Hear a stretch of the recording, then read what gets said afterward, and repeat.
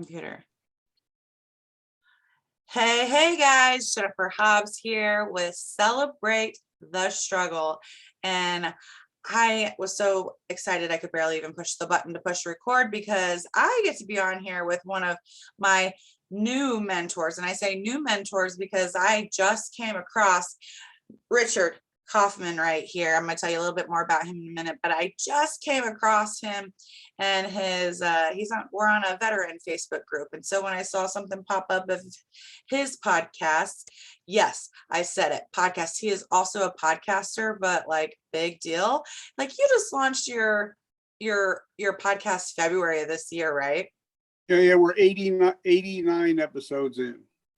Yeah, and already like ranked in the top 100 podcasts. And then fun fact, let's hear the South Africa fun fact.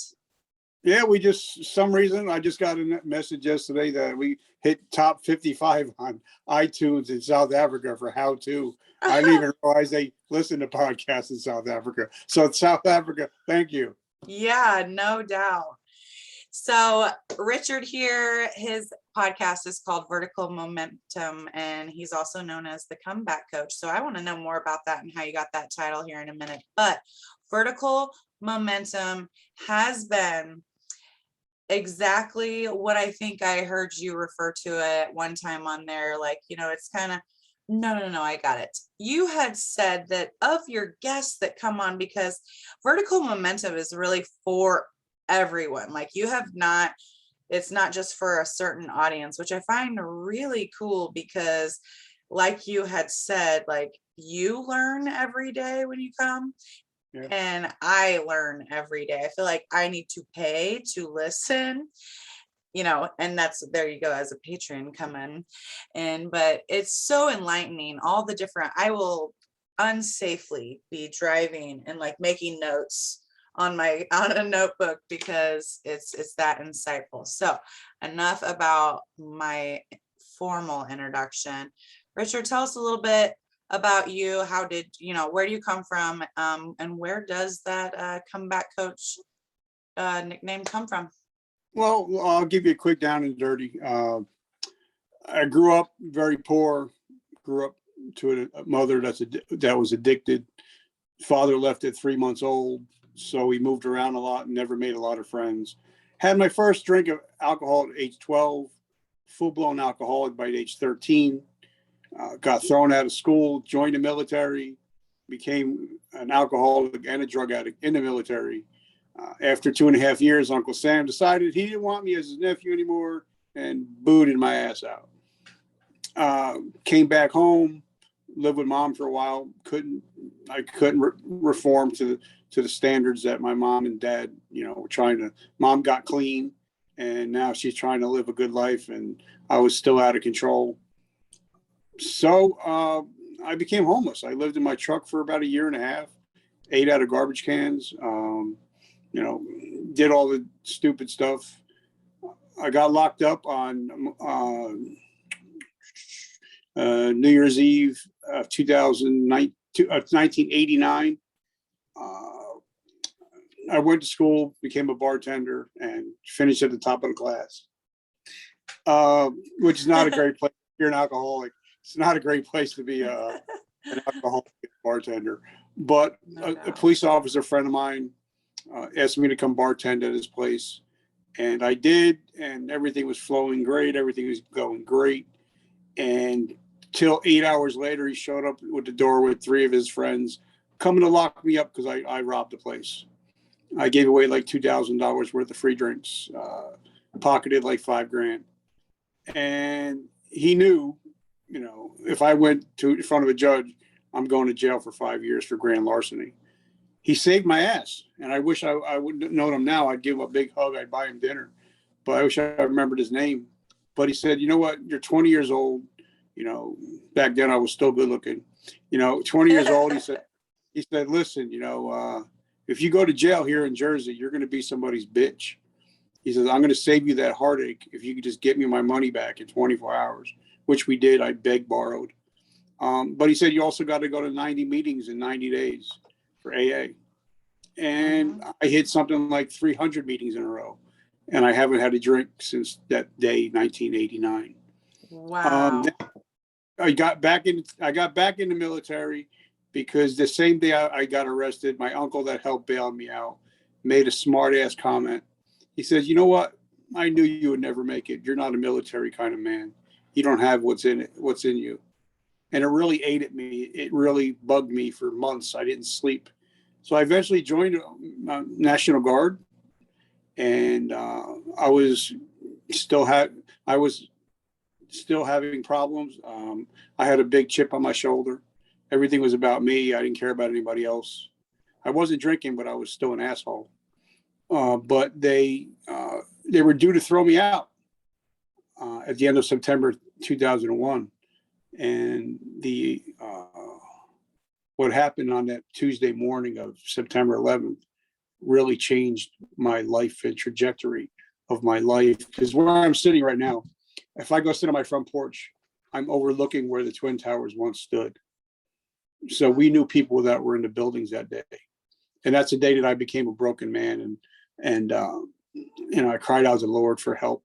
So give me a second chance. Give me another chance to help people that can't help themselves. And that was the day that I didn't go to bed the same person that night that I went when I woke up that morning. So obviously they kept me. Thank God. Thank the Lord. They kept me. Within 3 years, I became Soldier of the Year, non-commissioned officer. And then, the last part of my story is I get back in. I spend 20 years, and freak accident. I get run over. Ran over.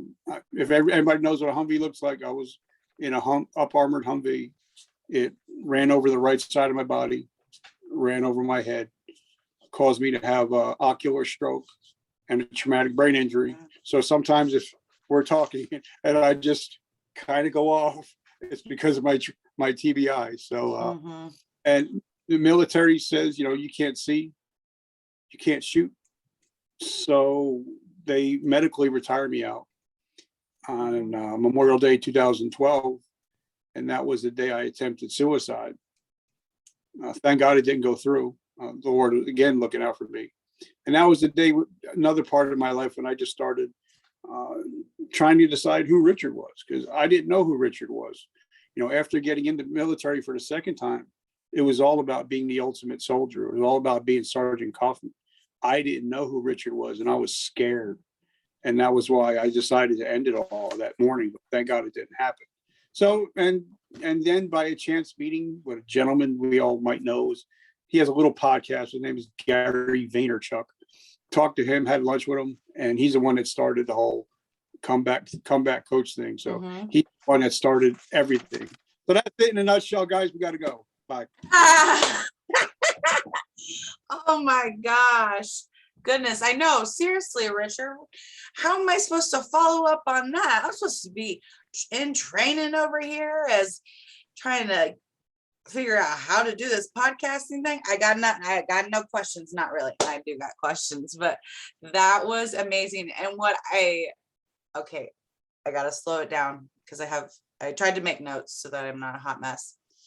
Speaking of hot mess though, I appreciate your honesty so much, because that is precisely what I would like from people getting their voices out on Celebrate the Struggle. Because life is hard, whether you're a veteran or a non-veteran, whether you've come from trauma, hardcore trauma, or trauma can be isn't measurable. There's so much different trauma, or just life struggle. Regardless, I want us to, just give space for it, identify it. And as you go through and you talk about all these years of just conforming to at the time you were just trying to be a badass in the military, even though you weren't drinking, you were still a jerk. And so it's crazy to hear from dropout to drug addict, thief, then Soldier of the Year. Through all that, you're still almost like a robot, and still just going through the motions until this life-changing, so what was the specific, and I may have missed it. I don't think I missed it. I think you said it, but like you, again, I like your honesty.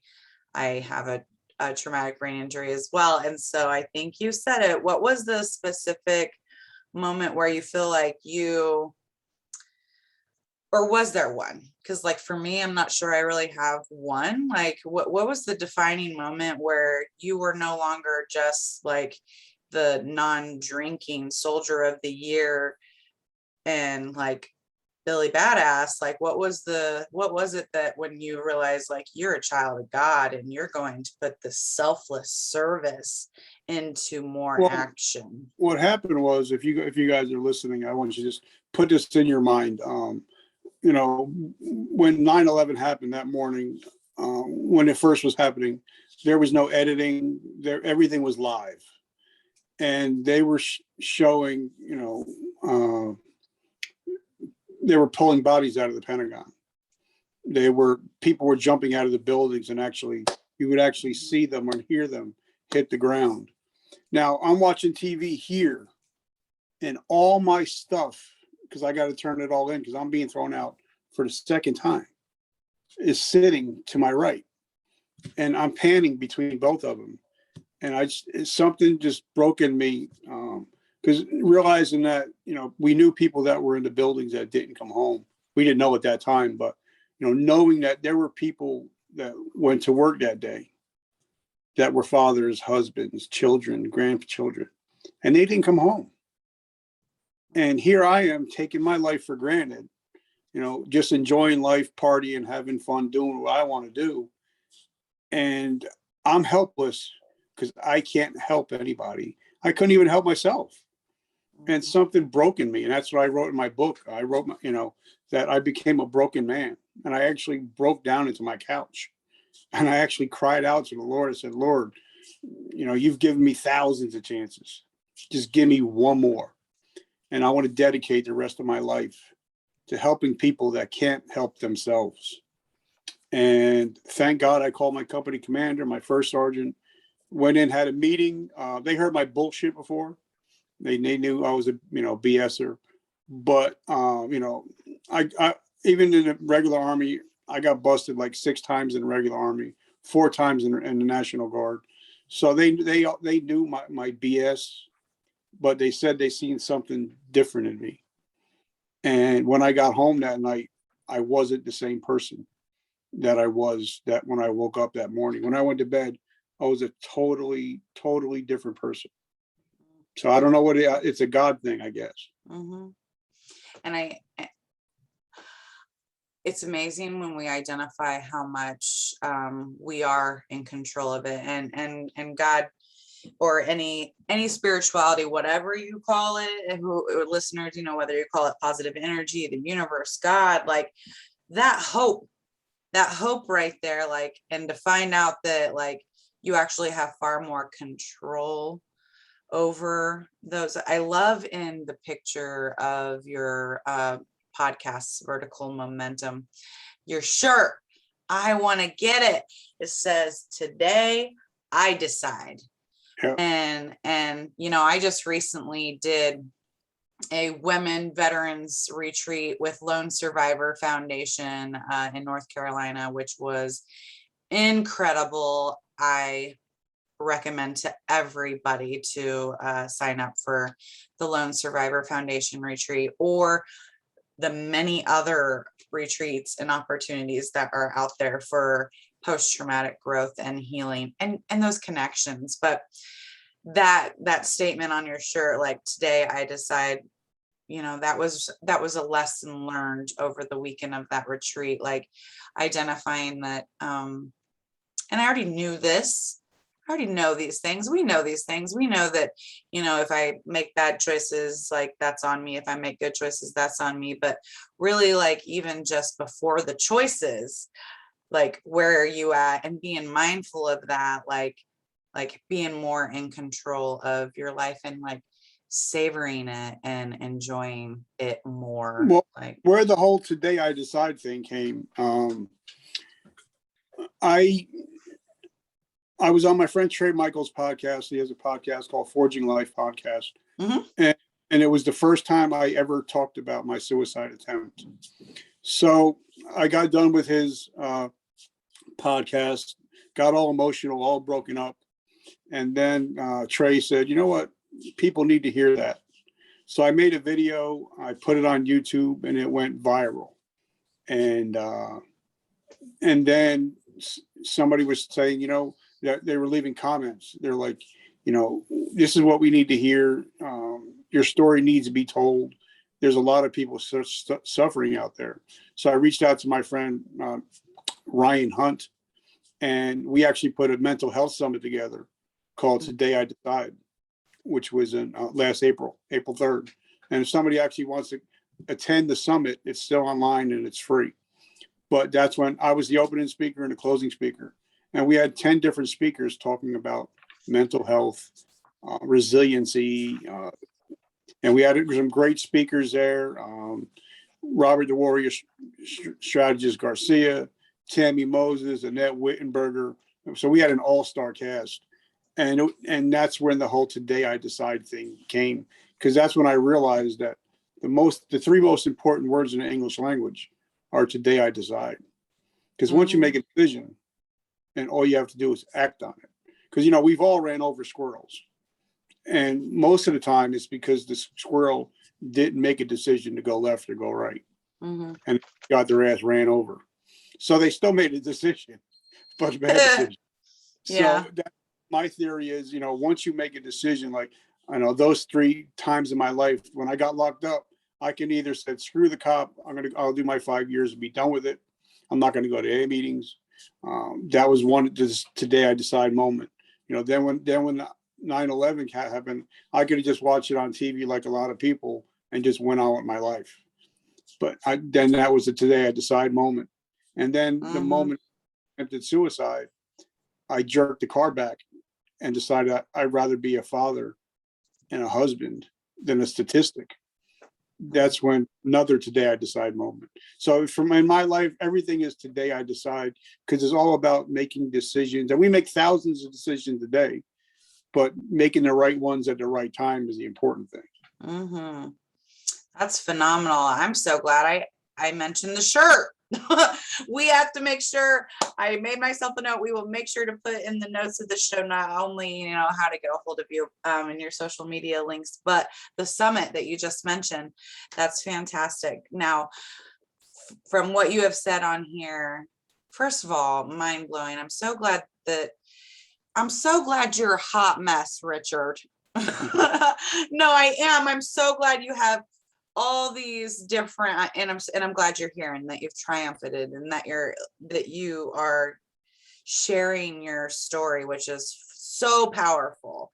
It's powerful because that's going to help other people relate. But I love that you have all this different types of, you know, from that you own it, you know, theft and alcohol, you know, not just alcohol, but alcoholic and drug addiction and getting arrested and everything, because I want people to know this is a safe space. Like, this is how we grow. We own this kind of stuff. Like Grant Cardone talked about in his book 10X. Once you realize, like anybody that's listening to this right now, this is good. You'll watch it on replay, obviously. But from now on, everything that happens in your life is your fault. Yes. Whether, you know, whatever happened in your life, it's not your grandmother's fault, your grandfather, your mother, your father. Everything is your fault. Mm-hmm. And once you realize that, okay, I take ownership of everything that ever happened in my life. Now you can move on and start living your life. Once you start realizing that, okay, whether I fail, whether I succeed, it's on me. I can't win. And I think a lot of times, a lot of people, it's hard for them to get that fact, you know, but once they get that fact that, you know, like my mentor, Mr. Ed Milet, always talks about, you know, things happen for you. They don't happen to you. Everything is a teachable moment. So whatever's happened for in your life, good, bad, or indifferent, it's happened for you. And like your show talks about, you know, my mess is now my message. Oh, I love that. So I figure once you own it, once you start owning everything in life, things become a lot easier. Once you realize, yeah, like I realized, I was a drug addict. I was an alcoholic. I was an asshole. But I'm not that guy anymore. Beautiful wife, my bride, my rock, my everything. I got 3 beautiful children. I went from living in a car, eating out of garbage cans, to living in a $500,000 home. I'm not that guy anymore. A lot of people think, well, they want to go back to the past. I'm like, going back to your past is like somebody robbing a house that you used to live in. You don't live there no more. Yeah. So why go back to it? I'm not that guy. Live on and move on. And a lot of people, I think, they want to stay, they want to wallow in their shit. Oh, yeah. Oh, yeah. We just take all that off of you and just throw it in the fire. We did. I mentioned that because we did that at the retreat. It was awesome. So I know that you are a man of God, and clearly you are so healthy, mentally healthy, like to be in a position where you are doing so much selfless service. Obviously, life isn't perfect. I know that you probably still have daily struggles, life just as we all have.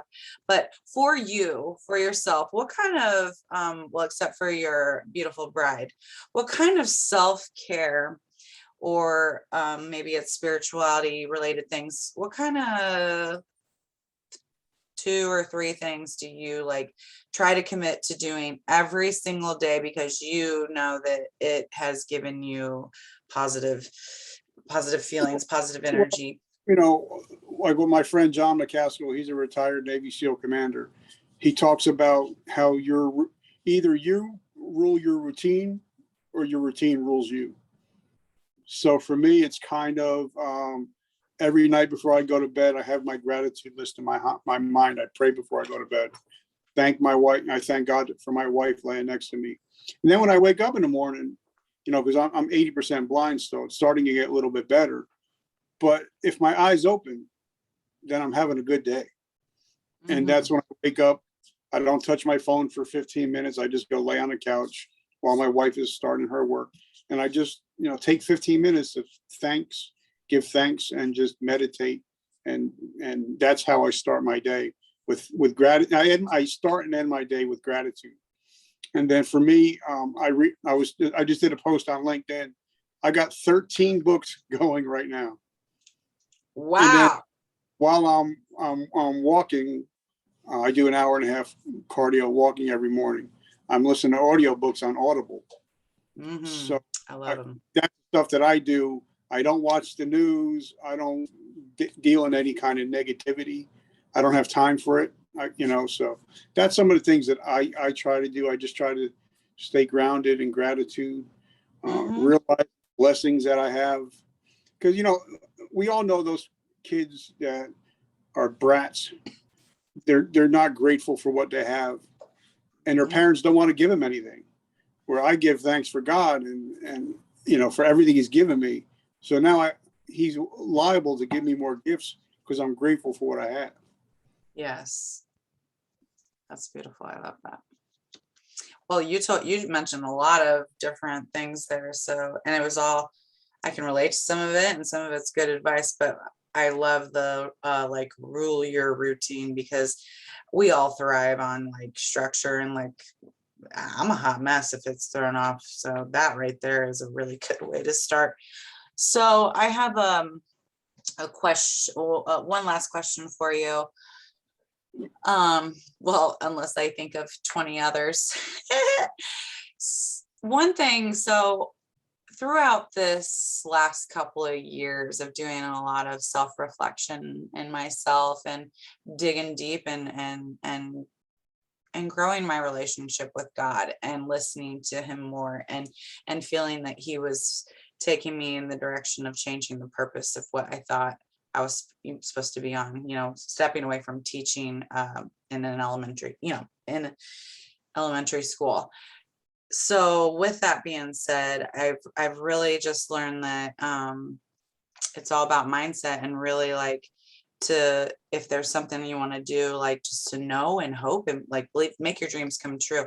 So I want to know, and clearly you are, I would really enjoy being able to talk to all the people you talk to. So clearly you're already living like what I would call like a dream life, but outside of that fantastic life, if money and resources weren't an option, like what are your hopes and dreams for other people? Like if other people, I'm Oh, assuming it's for other people because I've listened to your podcast and I know that it's not going to be necessarily for Richard, but like your hopes and dreams, like what would you, because I want people also that are listening, like to dream bigger, to not to take all those things that you thought about yourself, dropout, drug addict, alcoholic, take all those things, all those labels, get them off of you, and recognize just how badass you are and how resilient you are. And so even people who have achieved so much have big dreams. What is one of yours? well, this may not sound like a dream. People think it's kind of crazy, but I like crazy. I've had a lot of great mentors in my life, and two of my mentors are two of my uncles. Well, actually, three of my uncles. One had a fourth grade education, but retired, a multimillionaire. And when he passed, I wish I would have spent more time with him. But I had two uncles that I was really close to. One passed early; he was young, and he was a Christian man. And when he passed away, there had to be like 3 services. That's how many people showed up to Wow. pay respect, because he changed those kind of lives. And then my other uncle, he passed away at an older age. And when I was sitting in the audience at the funeral, only the immediate family was there. There was no friends. There was no, it was like 5 people there. And that got me thinking, sitting in a funeral home, like Gary Vaynerchuk, always talks about, your legacy is more valuable than your currency. Absolutely. And for me, I was wondering, what is my funeral going to be like? Are people going to come up and talk to my wife and said, you know what? I was about to commit suicide, but I heard Rich talk and I pulled a gun out of my mouth and I went to go get help. That's what, and I want there to be, 3, 4 services. Some people are going to show up just to make sure that I'm dead. But, for me, it's all about legacy. It's all about changing lives. Like my goal for this first 90 episodes was to help 100,000 people. Now we've had 120,000 downloads in January. So now I upped it to, I want to help millions of people. So that's my goal. My goal is just to help people, and financial, whatever, it'll come. I don't worry about that. But if you don't have your, like I had John Lee Dumas on a couple of weeks ago. Now his podcast gets 1 million downloads a month, and he's generating $150,000 a month cash. But what he told me is, you have to find out who your avatar is, and you have to go an inch wide, but you got to go a mile deep. So finding out who your avatar is and finding out who the person that I'm speaking to on every show, that's the person that I need to help and I need to change. And the funny thing is, like, I have that picture in my mind, of the person and their family. And I actually downloaded a picture from Facebook or something of a guy and his wife and 3 kids. I don't know who they are, but those guy that I'm talking to. So whenever I do a show like this, or whenever I do my own show, it's tailored to that person to let them know that, it's okay. We got your sick. It's okay. Get help. So that's my goal, is to save 1 million lives now. And it will happen. I just know that it will. I'm so glad you waited till the end of the call to make my eyeballs sweat, so I didn't just waste the makeup. This has been phenomenal. You are phenomenal, but I also know that God is amazing, because he creates people like you and I, and the purpose and the help, the giving back. I love it. I'm excited for the million more people that you are going to help. And thank you so much for being a guest on Celebrate the Struggle. This has just been phenomenal. Please now, guys, now make sure that you make sure you subscribe to Vertical Momentum, because her episode is going to be dropping soon. Yes. So just I'm make so sure glad you that said that. Like, I thought about it for the call, but absolutely. That actually leads to the perfect spot, because I wanted you to tell the listeners the name of your book and where to find you if they didn't already pick up on the Vertical Momentum.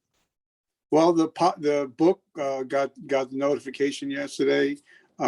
Just hit #1 on Amazon Substance Abuse for the second time. It's called A Hero's Journey from Darkness to Light.